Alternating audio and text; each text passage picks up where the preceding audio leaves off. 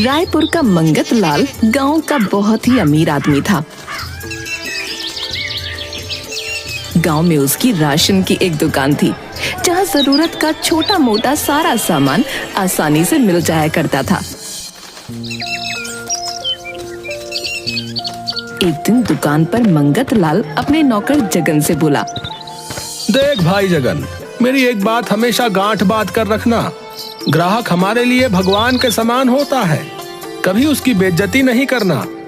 साथ ही ये भी हमेशा याद रखना कि भगवान हमें जरूरत के अनुसार देता है। मालिक, आप क्या कहना चाहते? मैं दूसरे शब्दों में समझाता हूँ। अगर ग्राहक तुमसे पूछता है कि चावल क्या भाव दिए, तो तुम उसे बोलते हो 20 रुपए का 1 किलो। जी मालिक। क्या 1 किलो चावल के बदले ग्राहक कभी तुम्हें 21 रुपए या 25 रुपए देता है? नहीं मालिक, ऐसा तो कभी नहीं होता। और जब चावल का भाव ही 20 रुपए है तो भला ग्राहक हमें ज्यादा पैसे क्यों देगा? बस यही बात याद रखना। अगर ग्राहक हमें 1 रुपया भी ज्यादा नहीं देता तो हमें भी उसे उतना ही देना है जितने के उसने हमें पैसे दिए हैं। एक दाना भी ज्यादा ग्राहक को नहीं देना है, समझे? मैं समझ गया मालिक, आपकी बात समझ गया अच्छी तरह से। मैंने इतना कुछ ऐसे ही नहीं जोड़ा है, बड़ी मेहनत लगती है और बड़ा हिसाब किताब करना पड़ता है। जी मालिक, सही कहा आपने। गांव के सब लोग जानते थे कि मंगत लाल बहुत कंजूस है। उसके अंदर दया नाम की कोई चीज नहीं। वो कभी किसी की मदद नहीं करता। परंतु उसकी पत्नी शांति थोड़ी अलग थी। वो सोने चांदी से लदी रहती थी, लेकिन उसके अंदर एक दयालु मन था जो सबके लिए दया भावना रखता था। एक दिन सुबह सुबह मंगत लाल अपने घर के बरामदे में बैठा था। तभी उसे किसी व्यक्ति की आवाज आई, कौवे खरीद लो, कौवे। सुंदर सुंदर मोटे ताजे कौवे खरीद लो। कोई मेरे कौवे खरीद लो। अरे ये कौन है जो कौवे बेच रहा है? आवाज से तो लग रहा है कि वो कौवे ही बेच रहा है। कैसा मूर्ख इंसान है, भला कौवे कौन बेचता है और खरीदना किसे है उन्हें? उत्सुकतावश मंगत लाल घर के बाहर जाता है। एक आदिवासी अपनी कमर पर एक कपड़ा लपेटे, कंधे पर कुल्हाड़ी लिए और सर पर टोकरी रखे आवाज दे रहा था, कौवे ले लो, कौवे। क्यों भाई, क्या बेच रहे हो? कौवे बेच रहा हूँ साहब। दिखाओ कैसा कौवा है। आदिवासी अपना टोकरा चबूतरे पर रखकर मुस्कुराता हुआ बोला, ये देखिए साहब। मंगत लाल की आंखें खुली की खुली रह गईं। ये कौवे हैं? जी साहब, ये कौवे हैं। वो कौवे नहीं बल्कि तो मोटे मोटे काले तीतर थे। तीतर का मांस बड़ा ही गर्म होता है और कीमती भी। मंगत लाल ने खुद से कहा, कैसा मूर्ख है, ये इतने बेशकीमती तीतर के जोड़े को कौवे का जोड़ा बता रहा है। मन ही मन खुश होकर, कितने रुपए जोड़े हैं ये तुम्हारे कौवे? 20 रुपए जोड़े हैं साहब। बड़े महंगे दे रहे हो तुम। मैं तो 15 रुपए दूंगा एक जोड़े का। अगर देना है तो दो, वरना मैं चला। नहीं नहीं साहब, आप तो बहुत दयालु लगते हैं।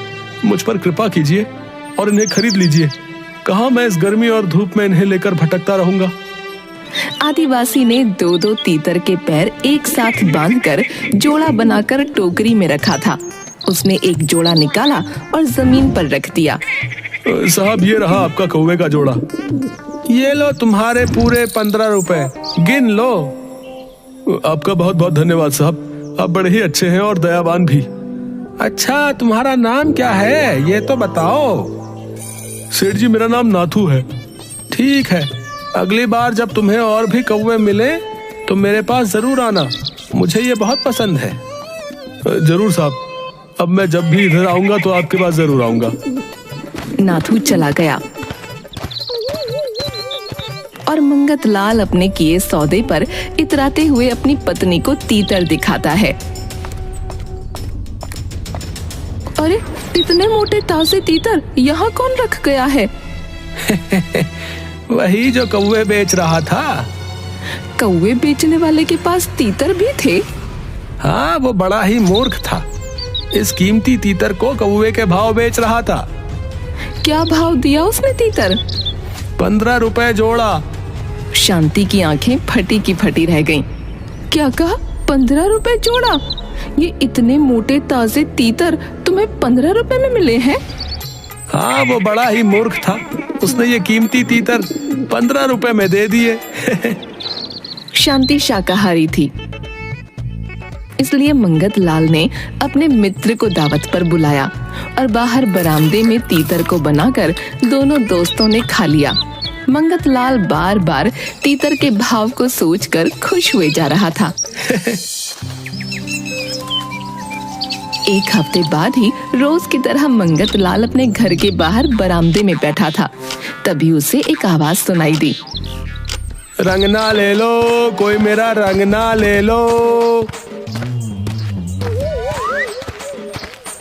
मंगत लाल ने घर के बाहर देखा, क्योंकि उसे नाथू की आवाज तुरंत पहचान में आ गई।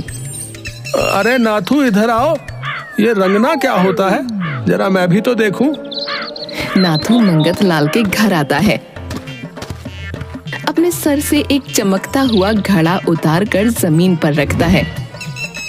यह है मेरा रंगना साहब। मंगत लाल बड़ी बड़ी आंखों से खड़े हुए देख रहा था। वैसे तो घड़ा पुराना था, इस्तेमाल किया हुआ, जगह जगह थोड़े गड्ढे भी थे, पर वो बड़ा ही शानदार और मजबूत दिख रहा था, सोने की तरह चमचमाता हुआ। देखने से तो यह बड़ा कीमती लग रहा है।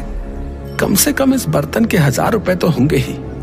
इसी मूर्ख से पूछता हूँ, क्या बोल रहे थे तुम इसे? साहब, ये रंगना है। मेरी माँ का रंगना बहुत पुराना और मजबूत है। आप इसे हाथ में लेकर एक बार देखिए तो। कितने पैसे लोगे इसके? साहब, 100 रुपए लूंगा मैं इसके। बड़ा महंगा दे रहे हो। मैं 80 रुपए दूंगा, वरना अपने रंगना के लिए दूसरा ग्राहक देख लो।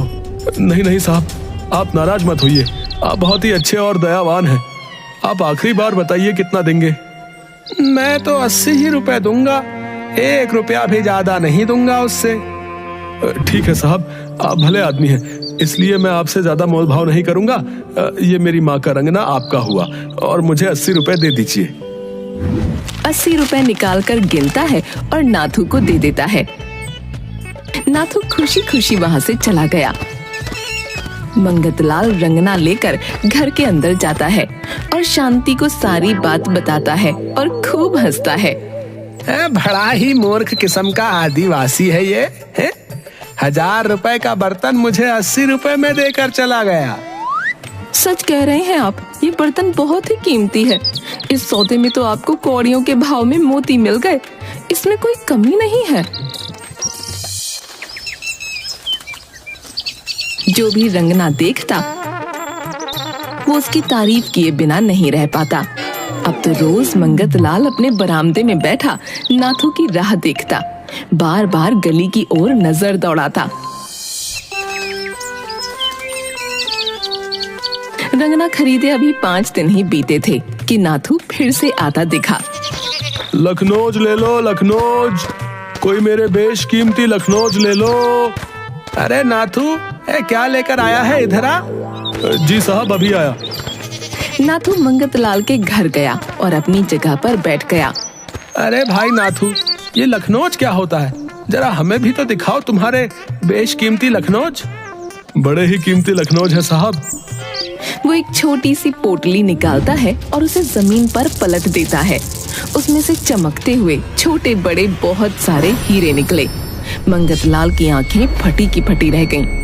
मंगत लाल का मुंह तो हीरों को देखकर सूखने लगा और वो कुछ बोल ही नहीं पा रहा था। फिर बड़ी हिम्मत करके उसने खुद को संभाला। कितने पैसे हैं इन लखनौज के? 10 लाख साहब। बड़े बेशकीमती लखनौज है ये। ये तो बहुत ज्यादा है नाथू, तुम बहुत ज्यादा पैसे मांग रहे हो। साहब, इस बार मैं 1 पैसा भी कम नहीं कर सकता, क्योंकि ये लखनौज मेरे अकेले के नहीं है, ये मेरे पूरे कबीले के हैं और मुझे वापस जाकर उन सबको उनका हिस्सा देना है। इन्हें तो जंगल का कोना कोना मालूम है। यहाँ आसपास हीरो की बहुत सारी खदानें हैं और उनके बारे में सबको पता भी नहीं है। ना ही उन सबको खोदा गया है। ये आदिवासी हैं, इन्हें जरूर किसी खदान के बारे में पता चल गया होगा और इन्होंने ये हीरे अपने पास इकट्ठे कर लिए। अगर ये मूर्ख नाथू 1000 रुपए के बर्तन के 100 मांगता है और कीमती तीतर के जोड़े के 20 मांगता है, तो इसका मतलब ये इन हीरो के 10 लाख ज्यादा नहीं मांग रहा होगा। ये हीरे तो बड़े कीमती लग रहे हैं। इसमें से कुछ हीरे तो कंचों के बराबर है और कुछ मटर के दानों के बराबर। कुल कितने लखनऊज हैं यहाँ? साहब पूरे 22 लखनऊज हैं। ठीक है, मैं तुम्हारे लखनऊज खरीद लूंगा, लेकिन इतने रुपए इकट्ठे करने के लिए मुझे थोड़ा समय दो। साहब आप बड़े ही अच्छे और दयालु हैं। मैं शाम तक आपके पास फिर आता हूँ, तब तक आप पैसों का इंतजाम कर लीजिएगा। नाथू वहां से वापस चला गया और मंगत लाल 10 लाख रुपए के लिए अपनी पत्नी के बहुत सारे गहने बेच देता है और अपनी सारी जमा पूंजी इकट्ठी कर लेता है। शाम को नाथू आता है और अंधेरे में दीपक की रोशनी में नाथू ने जब हीरे निकाले तो उनकी चमक मानो और बढ़ गई थी। लखनऊज मुझे दो, मुझे इन्हें देखने दो। जी साहब जरूर देखिए। ये लो अपने 10 लाख रुपए। आप बहुत अच्छे और दयालु हैं साहब। अच्छा मैं चलता हूँ। नाथू पैसों को एक पोटली में बांधकर वहां से चल देता है और जंगलों में चला जाता है। मंगत लाल हीरों के सौदे से बड़ा खुश होता है। अपनी पत्नी शांति से बोलता है, ये देखो, आज उस आदिवासी ने हमें करोड़पति बना दिया। ये हीरे तो वाकई बहुत चमक रहे हैं और बड़े ही सुंदर हैं। हाँ, अब कल सुबह मैं जल्दी ये हीरे लेकर शहर चला जाऊंगा ताकि वहाँ इनका सौदा कर सकूं। ठीक है। शांति सो जाती है, लेकिन मंगत लाल को रात भर नींद नहीं आती। वो यही सोचता रहता है कि कल मैं करोड़पति बन जाऊंगा। सुबह जल्दी उठता है और तैयार होकर शहर चला जाता है। वहाँ अपनी पहचान के जौहरी की दुकान पर जाता है। राम राम संपत सेठ, कैसे हैं? आप बड़े दिन के बाद आए। आज तो मैं बहुत जरूरी काम से आया हूँ तुम्हारे पास।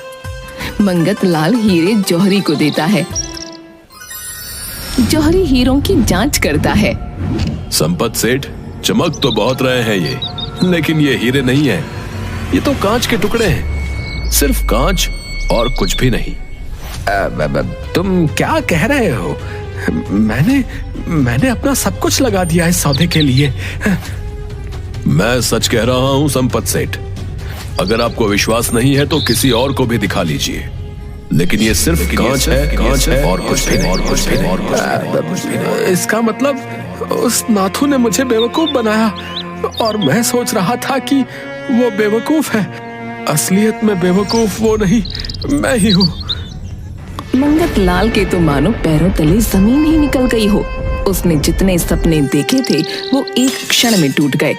नाथू ने ये जाल फेंका था जिसमें मंगत लाल फंस गया था और अपना सब कुछ गंवा बैठा था। लालच और सस्ते सौदे के चक्कर में उसने अपनी जमा पूंजी थोड़े से कांच के टुकड़ों के बदले नाथू को दे दी।